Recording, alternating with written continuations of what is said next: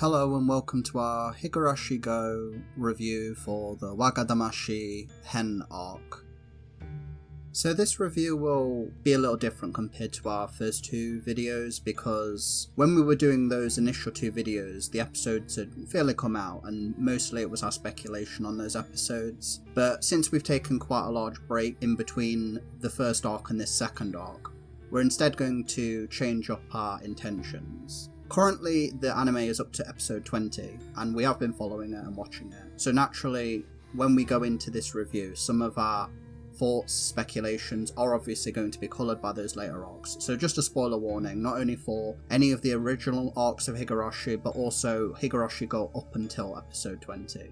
So without further ado, we'll get into our review of Watadamashi-hen. So this arc is called Watadamashi-hen, which means cotton deception, and it is heavily based off the second arc from the original Higurashi, which was called Watadamashi-hen, which was the cotton drifting chapter. Overall, what's your initial first impressions of the... Well, it felt very similar to the older series, as has been stated, because it is kind of a retelling of the old series with a bit of a twist on it. I enjoyed it overall, but it did feel like just watching a rewatch for the most part of the original series with a couple of, like, a fresh paint on it, which was fine. I enjoyed, once again, being deceived by, oh, is it Mion, is it Shion throughout. I always liked that aspect of the twins being involved. And I'm also interested to see how the other characters react, because obviously we see a lot of different reactions from Rika and from also Satoko, which obviously relates to later chapters. Yeah, so this chapter, as Rika, obviously in the previous chapter, it turned out that Reina was the one who went L5, and that obviously ended up in a bad end for the first arc. And in this one, we now have Rika, at the start, tries to divert the bad ending in the first episode by encouraging Keiichi to give the doll to Mion, while in the original he gave it to Reina. And I think something that, as you mentioned, that helps with Gou is new viewers, past anime watchers, people who have read the original visual novel. Because we know that this is a sequel rather than a remake, it means that when we're speculating, it's all on the same level in terms of our knowledge. Because stuff like the Mion and Shion, even for those people who are very knowledgeable about Higurashi, they'll have to second guess themselves when you're going into this, as we aren't fully sure where these arcs are going to go. And as it turns out, this one played out fairly similar until the end, where the last episode is actually fairly different from what happened in the original.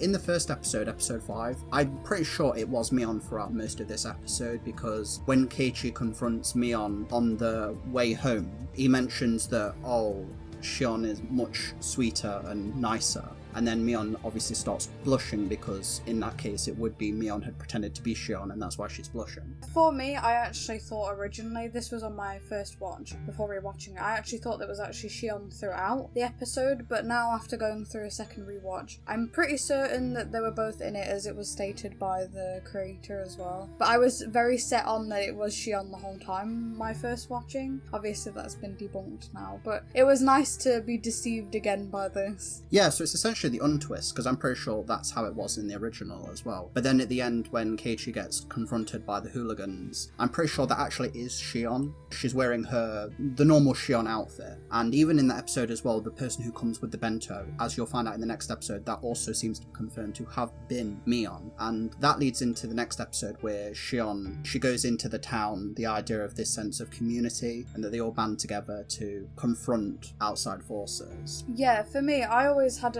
it never felt like there really was Yakuza within the Sonozaki home. It always felt like something that was just said, but we never really got to see much of, other than within Hinamizawa. But in this episode, it really did actually feel like they have a whole lot more power, because we go out of Hinamizawa and we actually see this power take hold as well, which was really nice, and it really affirms it on top of everything, which makes everything that comes later with having to rely on what they're saying have a whole lot more weight than what it originally felt like it did. So going into that second episode, the Shion defending Keiichi, and then Oishi obviously arrives and they get rid of the hooligans. And then I believe that in the next episode we are following Shion in the Angel Mall cafe with the fallout with the otaku pervert, and we get them having an interaction. And at this point Keiichi still thinks that this one is Mion, but then when they get to the toy shop and she picks out the doll, the same doll that he gave to Mion, we see the two are twins, which we already knew, but then, as I said, going into the Gou, because we knew it was so different, we didn't know if like, oh, one of the twins had died or something. So I thought that was interesting, and it's cool to see them cross paths. And we see that he buys a doll for Shion, which seems unique to this version. I don't recall it happening, and I don't know if it is the same in the original, but Shion seems very much more flirty with Keiichi. So Mion confirms that she gave the bento box, as it was pretty much Mion until the end in the first episode, because Shion says, oh, I'm the one that delivered you the bento, but then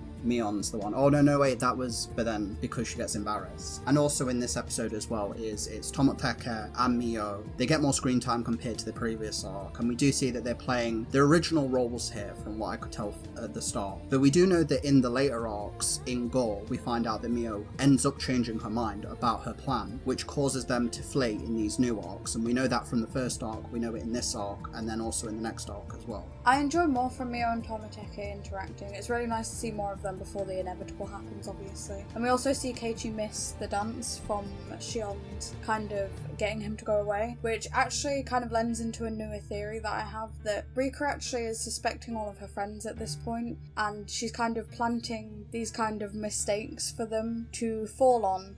And that's why she's not actually acting so proactively, because she's actually doing it behind the scenes. She feels like one of her friends is a traitor and she's trying to single out who it is. At this point, obviously, we know in the later episode that Rika makes a mistake in the dance, but Keiichi wasn't there. Keiichi was in the torture house that we go into. Yeah, so as well, Mio, when they're in the shed, she tells the story of Hinamizawa and being spirited away, and when we see the statue, we see that it still has its arm attached, while in the original arcs, we do know that Satoko broke the arm. So Shion knocks over the head, and we see that it's been cut clean in two, but notably there's nothing inside it. It was already broken. I suspect it might have been from when Satoko does it in the current arc, where she encounters in the shed. Mio also eyes that something's missing, and very clearly we know it's the sword, because in the later arc Hanyu references getting a sword from the statue before she puts the head back on. Mio wants to be alone in the shed, and as I mentioned, that up until this point Mio seems to be serving her original role as she's still got that sinister edge, telling them all the stories. But then notably, when she comes out, she mentions that the legends hold true. So I'm wondering that if during when she went into the shed, she had some encounter with the supernatural, perhaps the character that got introduced in episode 20, and that's what causes her to change her mind. When the group encounters Keiichi afterwards, Rika knows he went into the shed because of his comment, as you mentioned, about making a mistake in the performance. Mio and Tomoteke are both confirmed to have fled with a stolen vehicle, which I'm also now think that also it happened in the first arc as well, and we learn later that they're fleeing from the Yama-ino,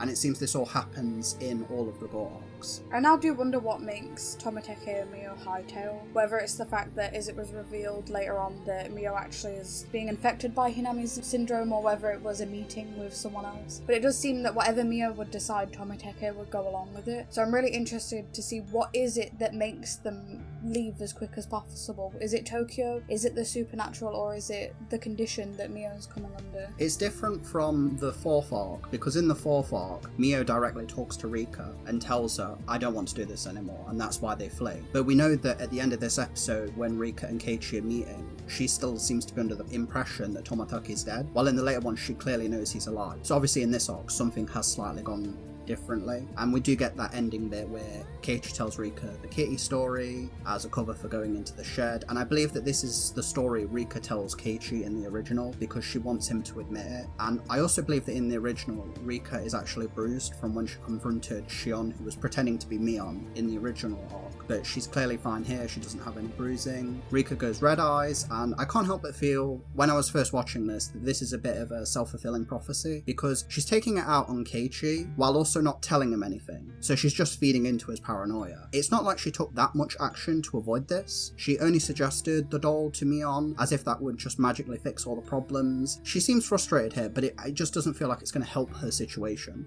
It's like she's already given up on this world. Well, it's like with the theory that I said, where she's littering these mistakes and trying to catch out who the traitor is. I think when she goes red ice here, she genuinely finally figures out, oh, it's not Keiichi that's the one that's pulling the wool over my eyes, and she becomes frustrated by that because she genuinely thought it was. So I think that if it does go that way, I'm not saying it will, because who knows, because there's plenty of theories that have been debunked about it, but I think that might be why she becomes frustrated and why she's not taking bigger action, because she's actively taking a back roll and trying to find out, which is where we see where she goes, the 5 chances thing as well. Can't quite figure out who it is that's pulling the wool over her eyes. So in the last episode of the arc, I'm pretty sure the Mion in the school is Shion. This is the bit where I'm still a little bit unsure, and I'm wondering if this will get answered in the last 4 episodes, because Rika has supposedly gone missing. She was seen with a construction worker, which does seem to have happened because that happens in one of the later arcs as well, where the construction worker essentially tells her about Tomateke and Miyu and what happened to them after they left.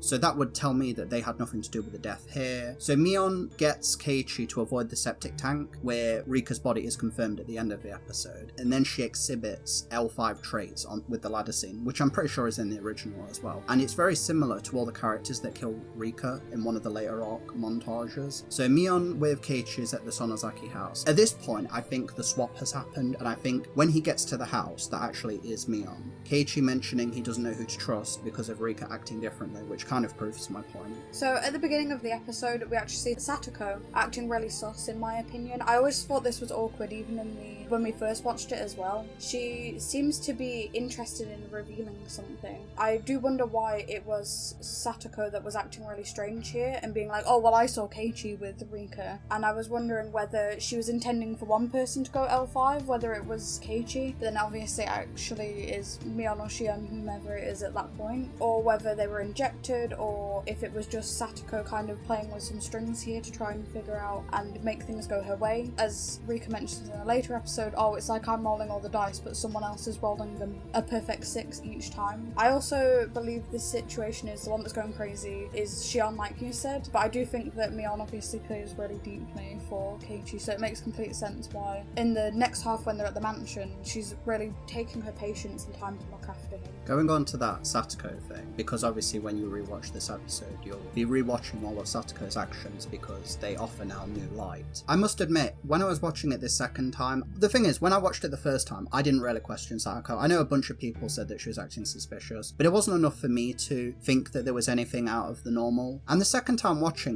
for me, it's still very, very subtle. I don't really, even the bit where she's, I suppose, puts the blame on Keiichi, I didn't really see it as being out of character.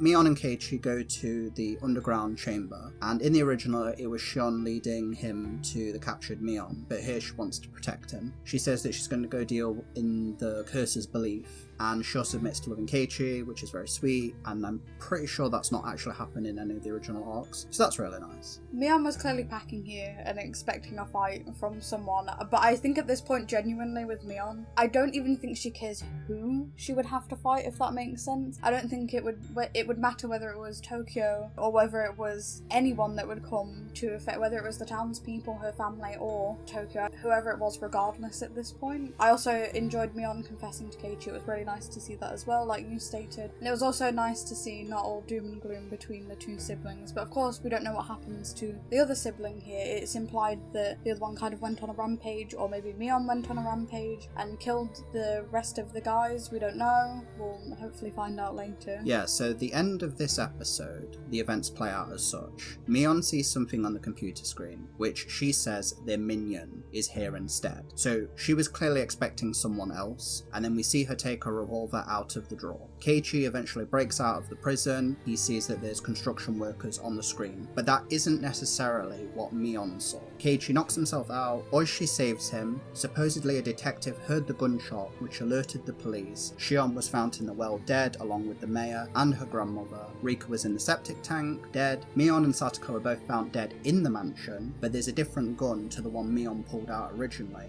and Mion also has marks on her neck as if she had gone L5. So my theory is that I believe Shion's the one that still went L5, and that she killed her grandmother, and I believe she's the one that killed Rika, put her in the septic tank, and obviously had the breakdown with Keiichi with the ladder. I think at this point Mion confronted Shion, who probably started spouting about Rika bringing the curse. Something happened between the two of them, but I don't actually think Shion ended up dead here. I think that happened later. And then I suspect that the Yama Inu are sent to the Sonozaki mansion. I'm thinking after Rika's disappearance disappearance, they probably approached Satoko as she was her closest friend, and it's probably that Satoko maybe encouraged them to go to the Sonozaki mansion, maybe telling them that there's a potential L5 victim that needs to be detained. And during this is when the Yama-Inu are in the mansion. I believe at some point that's when Shion dies and ends up down the well. And then I think what happened is the minion is Satoko, and that she probably approached Mion. And we know that an L5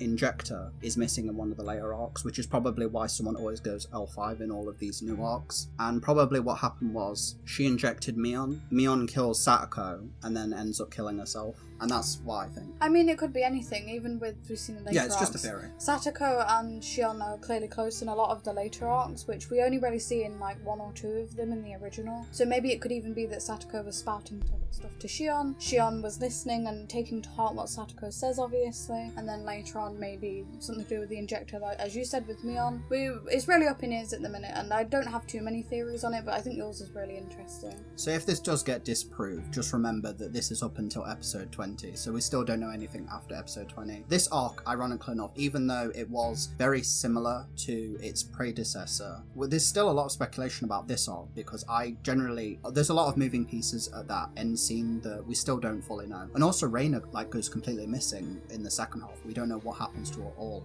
In my opinion, overall this arc actually served a really good purpose, despite mostly being a retread. I thought it was really fun when we were watching it, just because you don't know what will change. Unfortunately, coming back to it for the rewatch did show a couple of weaknesses, because there's not that much different from the original, so a couple of the episodes feel like they're going through the motions, apart from a couple of minor changes. Overall for me, it was rewarding to go back to it, but also I can't see myself, as you said, going back to it. It's a rewatch for the most part on it, and while I do enjoy it, I also would like to go back and rewatch the old series as well. So it's hand in hand which one you'd prefer to pick to kind of rewatch to get the feel for it. And I am a little bit nitpicky on this one, because I do feel like there's some really awkward animation here, so it also doesn't feel pleasant to the eyes sometimes to go back and rewatch either, like with trees rustling and with how dark some of the scenes are. It doesn't really incite me to go back and watch it for the most part visually. I think after the first arc, where we know that it's now a sequel, not a remake, it does take a little bit of bite out of this episode, where you want, after the first arc, you want it to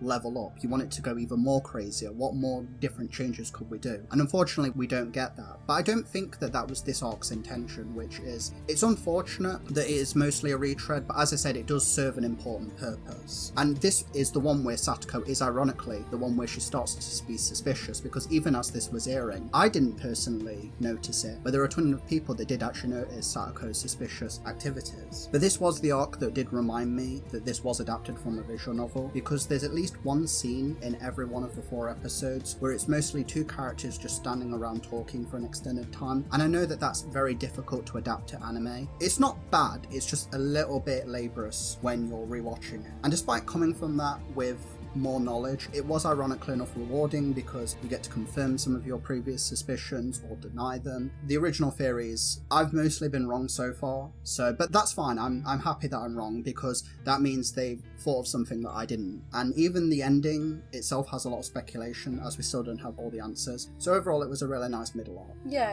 it was enjoyable, but probably not something I'll go back and rewatch again. Thank you very much for listening. Thank you. Until next time. Bye bye.